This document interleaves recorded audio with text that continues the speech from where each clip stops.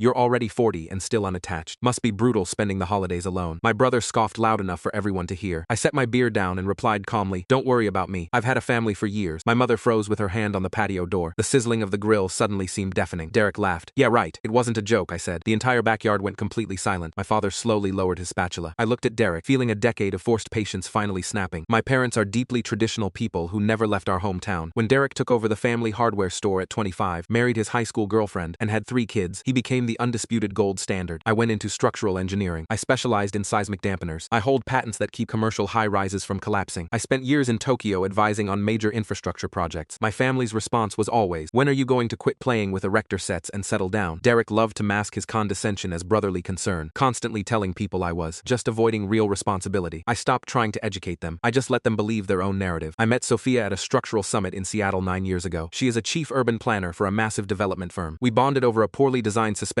bridge, and a year later we quietly eloped overseas. Just the two of us. No invitations sent to people who wouldn't respect us anyway. We own a beautiful loft and a quiet coastal retreat where we spend our weekends raising our 5-year-old son, Noah. It is a rich, fulfilling life, entirely ours. But Derek never stopped treating me like his personal safety net. "Can you help me move? You don't have anything going on. Can you pitch in double for mom's gift? You don't have mouths to feed." It all culminated today at our parents' anniversary barbecue. Derek's business was failing. He was facing a brutal lawsuit from a supplier and desperately needed a massive bailout loan. He cornered me before the food was even served. He demanded I co-sign as his guarantor. His logic was that I had zero overhead, no dependents, and no real obligations, so it was my duty to save him. He slid the blank loan paperwork across the picnic table. Then came the loud, mocking insult about my empty life. That was the breaking point. "Don't worry about me. I've had a family for years." Derek stared at me. "What are you talking about?" 7 years, actually. Her name is Sophia. We have a 5-year-old boy named Noah. Instead of pulling up photos on my phone, I reached into my jacket and pulled out the extensive financial disclosure portfolio I had brought to formally, legally deny his request. I dropped the thick folder directly onto his blank loan papers. "I can't guarantee your failing business, Derek. My assets are tied up in a family trust. You can read the deed to our properties, the college fund for my son, and the joint accounts with my wife." Derek snatched the folder, scanning the pages. The color drained completely from his face. "This says you own a multi-million-dollar estate, and you have a kid?" My father looked at me, bewildered. "Why didn't we know about any of this?" I looked right at him. "Do you even know the name of the safety award I won last month?" He stammered, looking down. I shook my head. I emailed the press release to the family group chat. Derek replied with a meme about construction workers and asked if I could fix his gutters. Nobody else even liked the message. Nobody spoke. "I stopped offering pieces of my life because you treated them like dirt," I said, grabbing my keys. "When I finally built something that mattered, I decided to keep it safe from people who only view me as a convenience." "You think you're too good to help your own flesh and blood?" Derek spat, his voice trembling with desperation. "No," I replied, stepping off the deck. "I just realized my actual family is waiting for me." I walked down the driveway to my car. My phone buzzed with a video call. Sophia's smiling face appeared on the screen, with Noah in the background holding up a newly built block tower. "Did you escape yet?" she asked. I let out a long breath and smiled. "Yeah, let's go to the beach."